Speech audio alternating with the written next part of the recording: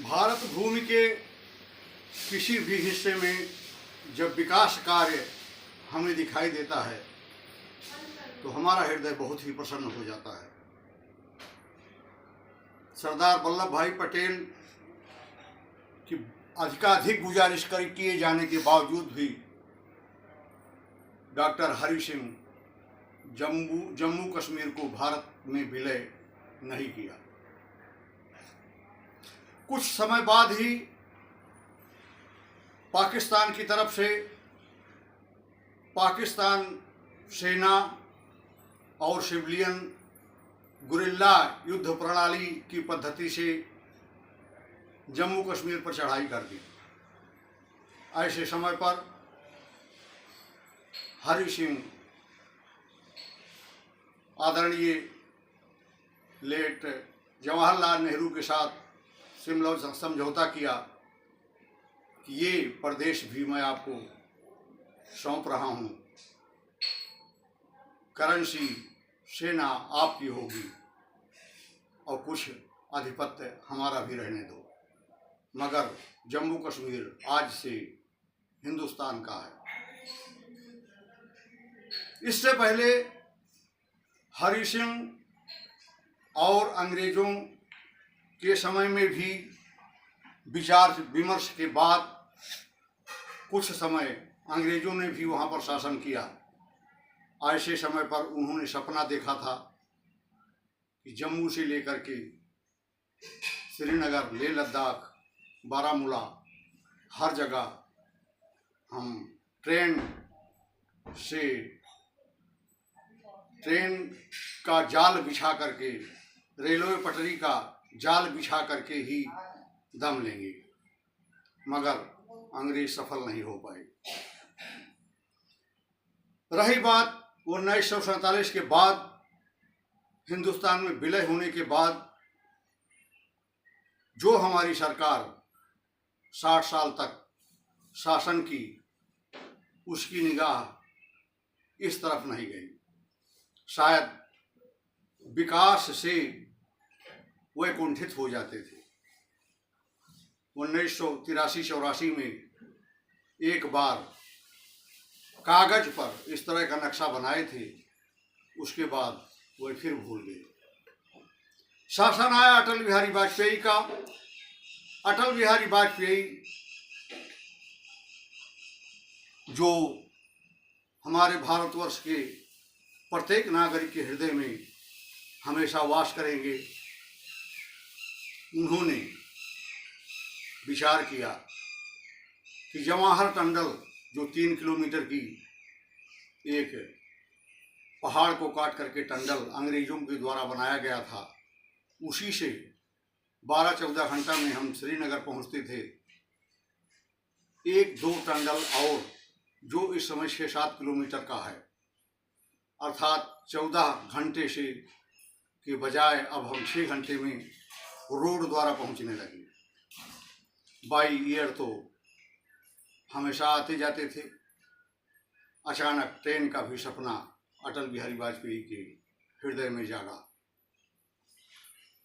पूर्ण नहीं कर सके, सरकार कम समय रही। जो सरकार भी रही, मिलीजुली सरकार रही। इस वजह से पूर्ण तो नहीं कर सके, संपन्न तो नहीं कर सके, लेकिन शुरुआत और सपना देश को दिखा गए।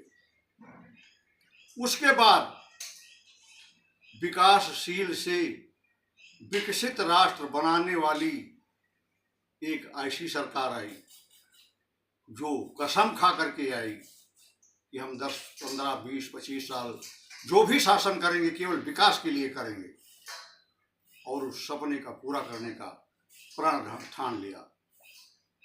आज वो दिन आ गया। हमारे आदरणीय नरेंद्र भाई मोदी जी जो हमारे प्राइम मिनिस्टर हैं, जिन्होंने प्रथम 5 वर्ष में लेह लद्दाख में 2700 रोड और 40 ब्रिज बना करके अपनी तोपों को ले जा करके चाइना के तोपों के मुंह के पास खड़ा किया था, वही आज फिर चेनाब ब्रिज जो 3.2 किलोमीटर है, आज वो बनकर तैयार हुआ। उसका भी परिचालन आज से जनता को उन्होंने सौंप दिया। साथ में एक अंजी ब्रिज जो पहाड़ को पार करके और आगे जाने के लिए बनाया गया है, उसका भी उद्घाटन किया। जब मैं मोदी जी को उस ब्रिज के ऊपर चढ़ करके 8 फीट के डंडे और 4x3 के झंडे को लहराते हुए, हिलाते हुए और ब्रिज के ऊपर चलते हुए देखा तो हमारा हृदय गदगद हो गया। महसूस करता हूँ प्रत्येक भारतवासी का हृदय आज अवश्य खुशी प्राप्त की होगी।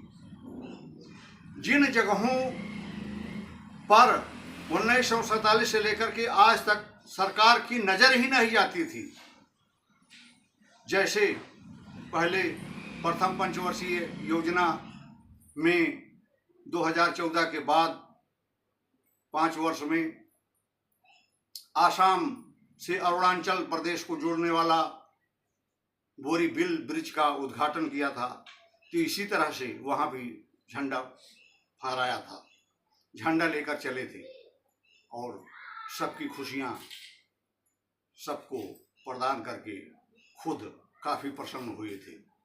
नॉर्थ ईस्ट में देखो तो 7 राज्य में 4 लेन 6 लेन, एक जिला दूसरे जिले के आदमी को नहीं देख पाता था, लेकिन पहाड़ों को काट काट करके ऐसा रोडों का जाल बिछा दिया जैसे कहीं उत्तर प्रदेश में फैला हो, एकदम समतल एरिया में रोड बना हो। और आज जब कटरा से लेकर के श्रीनगर ट्रेन वंदे मातरम का उन्होंने झंडा दिखा करके परिचालन किया, ट्रेन आगे बढ़ी तो देश की खुशी अंतःस्थल को स्पर्श कर गई।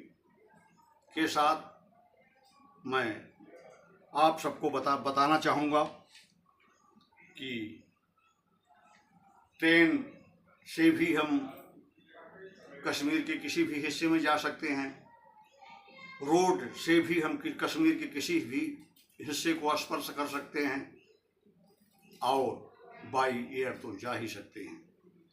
ऐसे नॉर्थ ईस्ट में तीनों चीज़ें आसाम से लेकर के गुवाहाटी से लेकर के आइजल तक ट्रेन पहुंच गई है, और 2-4 साल और लगेंगे, आपको एक खुशी और मिलेगी, बुलेट ट्रेन जिसकी कार्रवाई आज 11 साल पहले से चल रही है।